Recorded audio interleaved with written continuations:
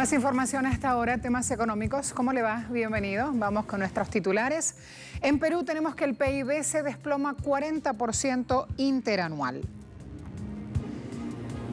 Panamá, luz verde a banco chino. Y además hoy enfoco hacia en medio de la pandemia y el posible rebrote.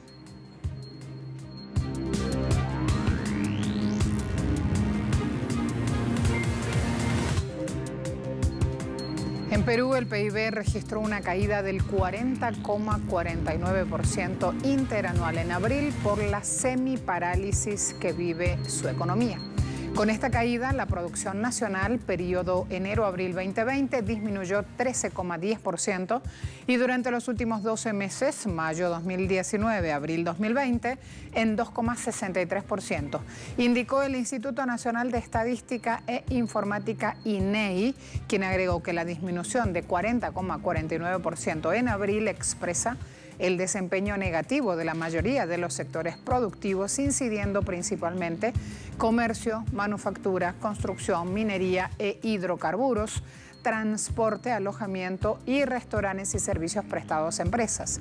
De igual forma, el organismo señaló que la semiparalización de la economía, que funcionó al 44% de su capacidad entre el 16 de marzo hasta el cierre de mayo, incidió desfavorablemente en la oferta productiva y en los principales componentes de la demanda interna. La economía de Perú había crecido 2,16 el año pasado, su menor tasa en una década. Antes de COVID-19, el país se proyectaba para este 2020 con un crecimiento del 4,0%. Y ahí vienen las cuestiones. Vamos a ver. Primer tuit que ponemos al aire, Huayca, Perú. Fíjense lo que dice, las grandes empresas son las beneficiadas con una buena tajada del programa estatal Reactiva Perú. ¿Qué opinas? El Ministerio de Economía prestó 24.000 millones a personas jurídicas y naturales. La mayor parte fue a parar a las grandes empresas. Cuando hablamos de mayor parte, fíjese qué buen gráfico presentan aquí, el 71% de la torta, 17.000 millones, fue para estas grandes empresas, 4% para las medianas, 3% para las microempresas, 20% para las pequeñas empresas. Y aquí hay un dato que es importante. 92 compañías beneficiadas pertenecen a 55 grupos económicos. Como fuente de información, el Ministerio de Economía y Finanzas y Ojo Público, que viene siguiendo este tema de cerca, por eso también subo un tuit para mostrarles este colectivo de prensa con su trabajo que dice, exclusivo, 8 de estas empresas beneficiadas con préstamos de Reactiva Perú fueron involucradas en investigaciones de la Unidad de Inteligencia Financiera, que se dedica a casos de corrupción. En ciertos casos, incluso, de estas 8 empresas, se sabe que han sido reportadas por el mismo banco que hoy brindó el préstamo. Esta información de Ojo Público no es del día de hoy, corresponde al 14 de junio. Ya miren qué claro tenían Reactiva Perú y sus repercusiones en todas las investigaciones por hechos de corrupción que se dan en esa nación. Hay que seguir de cerca lo que pasa con Perú, estos anuncios y las repercusiones. En Brasil, en Río de Janeiro, los taxistas se hacen la prueba de COVID-19. Los profesionales del volante se alinearon en el sambódromo con más personas que abandonan sus hogares, que están usando el transporte público. El Ayuntamiento de Río decidió hacer estas pruebas disponibles para taxistas durante 10 días. Cabe destacar que la prueba del COVID-19 podría costar más de $150 en Brasil. OCDE anticipó el pasado 10 de junio que la contracción de la economía del país será de 7,4% este año y podría llegar al 9,1% en el caso de una nueva ola de contagios. Para OCDE, la respuesta de la política económica del Ejecutivo de Brasil ha supuesto una auténtica diferencia para millones de hogares vulnerables, incluidos aquellos sin empleo formal ni protección social. De igual forma, para OCDE, la respuesta fiscal debería ser temporal para preservar los avances recientes y debería evitarse todo gasto adicional no relacionado con esta crisis sanitaria, mientras que También lo dice OCDE, la política monetaria tiene poco espacio para apoyar la recuperación económica. ¿Dónde está el punto? Que si cuesta $150 y los taxistas están parados sin trabajar porque tampoco tienen mayor demanda, porque nadie ha hecho dinerito por estos días, se da esta situación. El programa de asistencia económica de Brasil debe permanecer durante al menos 6 meses para evitar la crisis económica que surgirá una vez que pase esta pandemia. ¿Quién lo dice? Un profesor de economía de la Universidad de Sao Paulo. Fíjense, a la luz de la situación de pandemia, el gobierno de Brasil ha tomado medidas de emergencia calificadas de insuficientes. Entre ellas, un programa que da a individuos calificados aproximadamente $116 al mes desde marzo, y también el gobierno ha previsto recortes impositivos. Las tensiones económicas están latentes en Brasil y requerirán, dicen los expertos, de que el gobierno siga con un programa de asistencia durante un prolongado tiempo. Este auxílio, ele é muito importante. Este programa de asistencia es muy importante y personalmente creo que debería durar al menos 6 meses, lo que evitaría que se produjeran crisis en cierta medida. Al menos los hogares de bajos ingresos pueden comprar alimentos y medicinas e ir a los supermercados. Esto puede desencadenar una reacción en cadena, comenzando por la comunidad de bajos ingresos e irradiando lentamente hacia grupos con mayor poder adquisitivo. En Argentina, otro tipo de noticias. Llegaron al país expertos kosher para certificar los cortes de carnes que se envían vía exportación a Israel.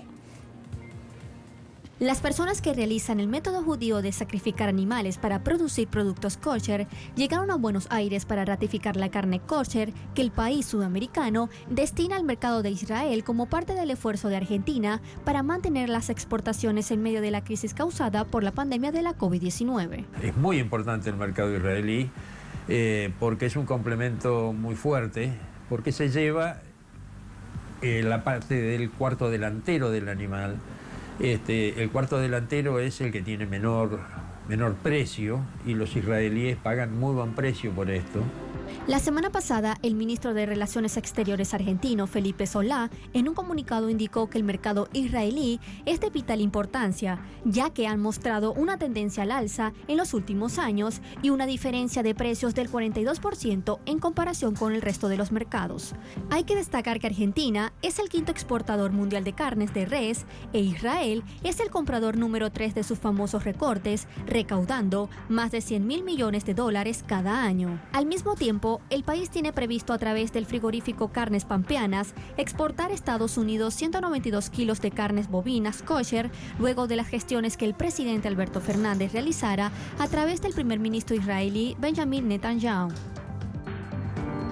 Panamá concedió licencia de operación al Banco Industrial y Comercial de China, uno de los más grandes del gigante asiático. Una información dada a conocer por el superintendente de bancos de Panamá. El funcionario indicó que esta institución bancaria proyecta atender un mercado regional desde Panamá, aunque ya tiene operaciones en Argentina, Brasil, Perú y México. El ICBC es uno de los 4 grandes bancos comerciales de propiedad estatal china. Está considerado el más grande en cuanto a valor de mercado de su país y es una de las 20 principales entidades en financiación de energías fósiles a nivel mundial. China y Panamá establecieron relaciones diplomáticas en 2017 y desde entonces vienen firmando acuerdos económicos y comerciales que abren paso a este tipo de sinergias. A la vuelta, España y su plan automotriz. Ya les cuento.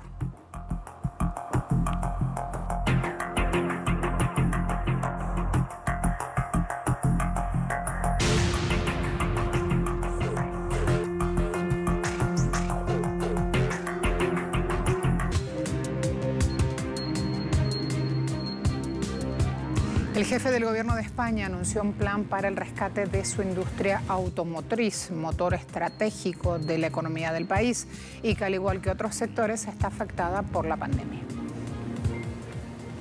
El plan para el rescate del sector automotriz español le costará al gobierno unos 3.750 millones de euros. Incluye una dotación presupuestaria no menor, muy importante. 3.750 millones de euros, donde se van a movilizar 1.535 millones de euros desde el año 2020 y otros 2.215 millones de euros entre los años 2021 y siguientes. La idea no es solo que se satisfagan las necesidades apremiantes del sector, sino que sirva de engranaje para lograr una transición ecológica que cada vez se hace más urgente. La ayuda para la compra de vehículos eléctricos está en línea con el plan de transición ecológica del gobierno, que para 2040 apunta a tener todos los vehículos nuevos en el país con 0 emisiones.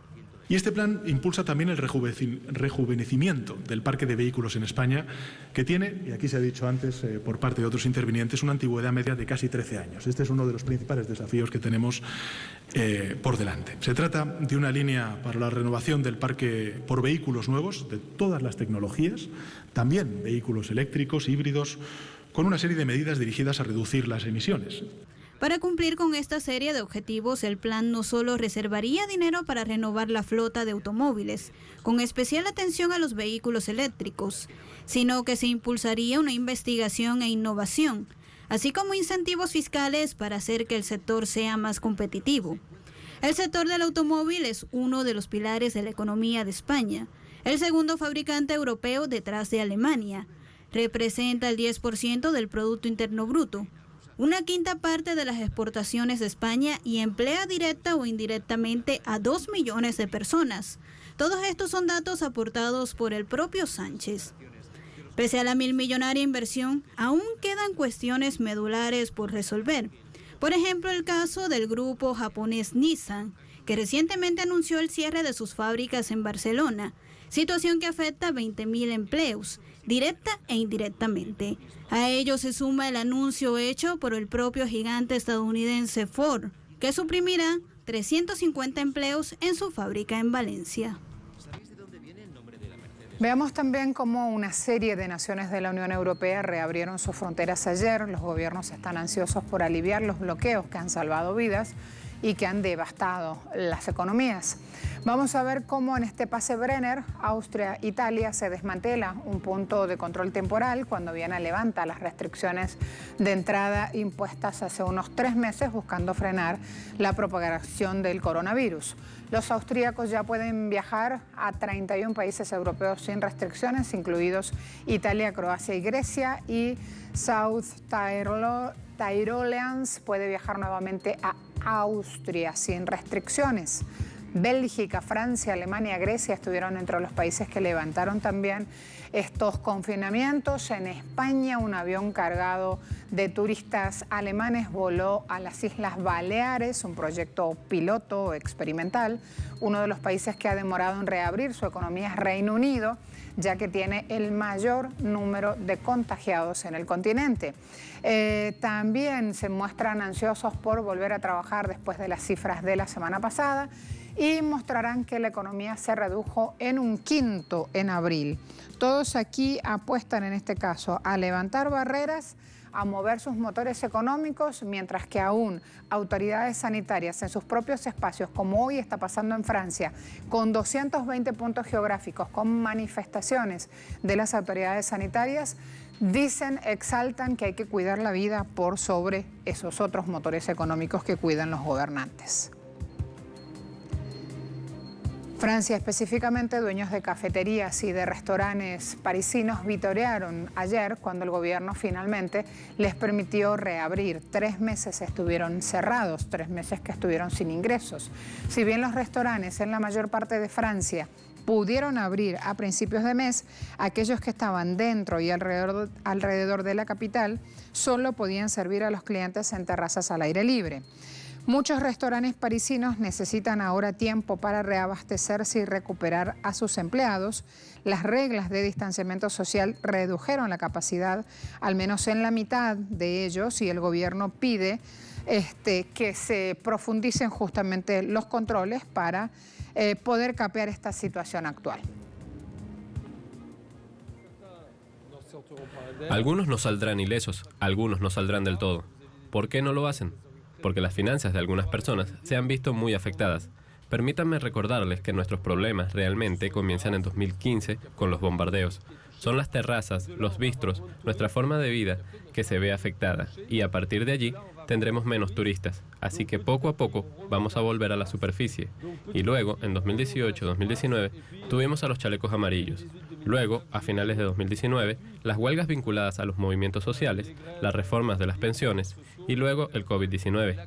Así que hay personas, dueños de restaurantes, que han sido duramente golpeados.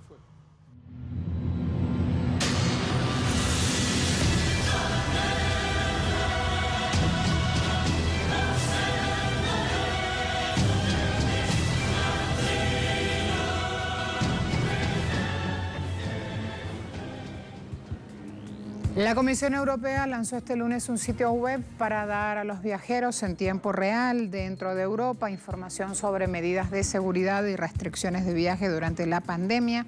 La idea es apoyar un relanzamiento seguro de todas las actividades del sector en toda la Unión Europea, han dicho los funcionarios. La industria del turismo en Europa es urgente, especialmente en naciones como España, Italia y Grecia, cuyas economías dependen directamente de este sector.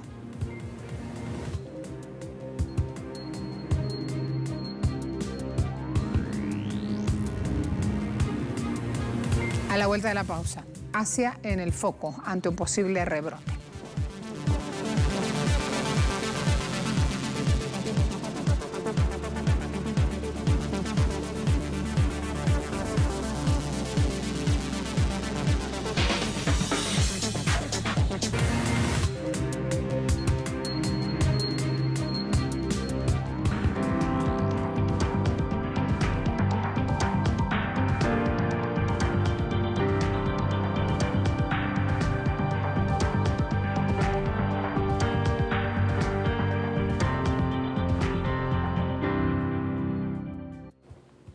El Ministerio de Finanzas de China ha destacado que el gobierno emitirá unos 14.100 millones de dólares de bonos especiales para los esfuerzos de control de COVID-19 al tiempo que equilibra el control de la epidemia con el desarrollo económico y social.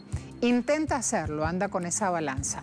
El MOF emitirá 2 lotes de bonos especiales de tasa fija, incluidos 50.000 millones de yuanes de bonos a 5 años y 50.000 millones de bonos a 7 años. Así lo ha señalado el Ministerio en un comunicado. Ambos estaban listos, se cotizarán el 23 de junio 2020. China se ha comprometido a seguir una política fiscal más proactiva e impactante, estableciendo su déficit fiscal 2020 por encima del 3,6% del PIB. En mayo el país anunció planes para emitir 1 billón de yuanes de bonos del gobierno este año para apoyar esfuerzos que contengan cualquier situación relacionada con el COVID-19. El Banco de Japón amplió su programa especial, incluidas las compras de papel comercial y bonos corporativos y sus programas de préstamos para bancos comerciales, a 1.02 billones de dólares de los 690.000 millones de dólares. En un comunicado, el banco destacó que es probable que la economía permanezca en una situación severa, aunque espera que la actividad económica se reanude gradualmente. Según el gobernador de la entidad, esa recuperación podría llegar en la última parte del año si se mitigan los efectos COVID. Hizo hincapié en que los participantes acordaron que el banco tenía que tomar medidas adicionales si fuera necesario y se refería a los participantes de este evento en el cual interactuaron en la jornada de ayer. Ha dicho, la flexibilidad es clave debido a las incertidumbres sobre el virus. Dependiendo de cómo continuarán los efectos de la nueva infección por coronavirus, estaremos preparados para tomar medidas de alivio adicionales sin dudarlo. Consideraremos expandir y mejorar los programas de financiamiento según sea necesario. La magnitud del impacto de las enfermedades infecciosas en las economías nacionales y extranjeras no está clara. No está claro cuándo se puede desarrollar o poner en disposición el tratamiento o las vacunas. En base a esto, es un hecho que existe una fuerte sensación de incertidumbre. Mientras algunos países de Asia comienzan a adoptar medidas en medio de lo que sería un posible rebrote de COVID-19 y otros que aún se resisten a la primera ola de contagios y tienen un largo camino por recorrer. Están en plena lucha aún. En India, por ejemplo, el éxodo de trabajadores que en meses pasados huían de zonas industriales por temor a los contagios genera desafíos en medio de esta reapertura económica, así como está planteada. En India, las grandes ciudades, que alguna vez fueron un destino atractivo para los trabajadores de las regiones rurales pobres, se han visto afectadas por la migración inversa, ya que millones de trabajadores regresan a sus remotas aldeas de origen, en medio de la pandemia por COVID-19. Algunos no saben si regresarán. Esta realidad ha propinado un duro golpe para las fábricas del país. India está emergiendo lentamente de las estrictas medidas de contención impuestas a finales de marzo, a medida que los líderes buscan revivir la economía maltratada. Sin embargo, los fabricantes no cuentan con la suficiente mano de obra para dicha tarea. Existe el caso de una fábrica de zapatos cerca de Nueva Delhi, que está reiniciando sus operaciones, pero en la actualidad no tiene suficientes trabajadores para manejar la maquinaria. Ahora, dado que los trabajadores migrantes están volviendo a sus lugares de origen, no solo esta industria, toda la economía india sufrirá. Por su parte, un alto ejecutivo de Aqualite Industries, propietaria de la fábrica de calzado en el estado norteño de Haryana, preguntó que cómo pueden operar una unidad de producción con solo un tercio de su fuerza laboral. De igual forma, indicó que la unidad de calzado deportivo de la compañía había estado inactiva, ya que no había trabajadores calificados para operar las maquinarias de alta tecnología. Nadie sabe cuándo terminará esta pandemia. No sé si volveré a Nueva Delhi o no, pero la propagación del virus no parece detenerse. Así que me gustaría volver a mi pueblo y estar con mi familia. La situación no solo se da en el sector del calzado.